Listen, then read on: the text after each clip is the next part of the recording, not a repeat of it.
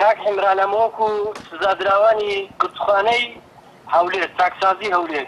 بە دوواداچوونێکی پەیام لەسەر ڕەوشی خراپی تەندروستی زیندانیانی چاکسازی گەورانی هەولێر کە مانگرتنی گشتیان ڕاگەیاندەبوو کاردانەوەی جیاواز بە دوای خۆیدا دەهێنێت و بەرپرسانی ئەو چاکسازیش لە بڕی بەدەمەوچوونی کێشە و گرفتەکانیان سزای یاسایی زیاتریە و زیندانیانیان داوە کە بە پەیوەندی تەلەفۆنی بۆ پەیام دواون. بە پێی زانیاریەکانی پەیامیش بێت یەکێک لە زیندانیەکان ماوەی چەند ڕۆژێ خراوەتە زیندانی تاکە کەسیەوە لەسەرەوەی قسەی بۆ پەیام کردووە. بە پێی وتە یاساناسێکیش لە هەرێمی کوردستان ئەوەی بەرامبەر بە زیندانیان دەکرێت بە تەواوەتی نایاساییە و پێشەلکردنی مافەکانیانە و دەژڵێت زیندانی دەبێت مافیەوەی پێ بدرێت. قسە و داواکاری لەسەر باشترکردنی ڕەوشی زیندان و تەندروستی و زۆرێک لە مافەکانی تری هەبێت. ئەو کەسێک کە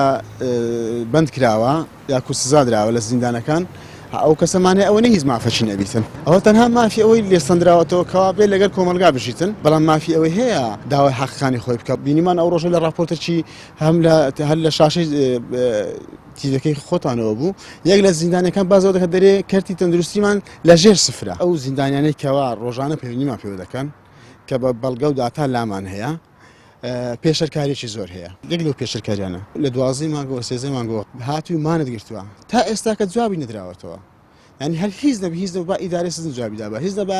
باوەزیری کار و کاروباری کۆمەڵایەتی بچوو بێتە ناو سزن. کابینە یەک لە دوای یەکەکانی پارتی و یەکێتی مۆدێلێکی نوێی حکومڕانیان داتاشیوە بە جۆرێک هاتنە دەنگی هیچ هاوڵاتیەک لەسەر مافەکانی خۆیان پێ قبوڵ ناکرێت و هەر هاوڵاتیەکیش لەسەر مافی خۆی بێتە دەنگ دووچاری هەڕەشە و گرتن و چاو سوورکردنەوە دەبێتەوە و دواتر گرتە ڤیددیۆیەکی پێ تۆمار دەکەن کە داوای لێبوردن بکات و لە سۆشیال میدیاکانی خۆیان بڵاوی دەکەنەوە. لە ماوەی ڕابردوو تێبینیمان کرد ئەو زیندانیانی کە لێدوانیاندا بوو بۆ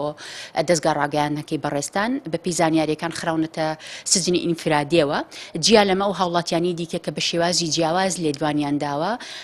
ناچار بە داوای لێبوردن کراونەتەوە لە سۆشیال میدیا تەنانەت هەنێک سەرچاوە باز لەواکەن بەرپرسەکان ئەم هاوڵاتیانیان بینیوە ئەم هاوڵاتیانیان ناچار بۆ کورد کە پێڵاوی ئەو بەرپرسانە ماچ بکەن کە لە کەناڵە ڕاگەیاندنەکان ناویان هێناونیان ڕخنیان لەبارەوە گرتون بۆی کە ئامادەنین خزمەت گوزاری پێشکەش بە هاوڵاتیان کەن و ئەم کەسایەتیانە تێوەگلاون لە گەندەڵی بەداخەوە ئەم جۆرە ڕەفتارانە حکومەتی هەرێم پێش ناخە هاوشانی ئەو بانگەشانەی کە بۆ چاکسازی ئەیکا هیچ چاکسازیەکی ڕاستەقینە بوونی نییە بەبێ ئەنجامدانی خودی چاکسازیەکە بەڵام لەوەش گرنگتر بەبێ بوونی چاکسازی لە مەسلەی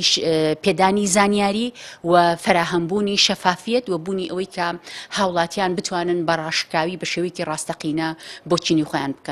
کەناڵی ئاسمانی پەیام هەمیشە ڕاستگۆیانە و بەڕاستی و ڕاشکاوی لە سەنگەری هاوڵاتیاندا بووە و خەم و ئازار و مەینەتەکانی بە گوێی بەرپرسانی وڵاتدا گەیاندووە بەڵام بەرپرسان بێپاکانە نەچوونەتە ژێرباری داواکاریەکان و بەڵکو و سزای هەر کەسێکیان داوا کەوا دەنگی ناڕەزایەتی بەرز کردبێتەوە و هەر سەبارەت بە زیندانیانی چاکسازی گەورانی هەولێر لە بڕی چارەسەرکردنی کێشەکەیان سزای زیاتریان بەسەردا سەپێنداوە. ئەمەش پرسیارێکە و دەخرێتە ئەستۆی داواکاری گشتی کە هەمیشە بەرامبەر پرسەکان ڕۆڵێکی لاوازی بینیوە و نەیتوانیوە بە ئەرکی سەرەکی خۆی هەڵبستێت. عیمران ئەمیر،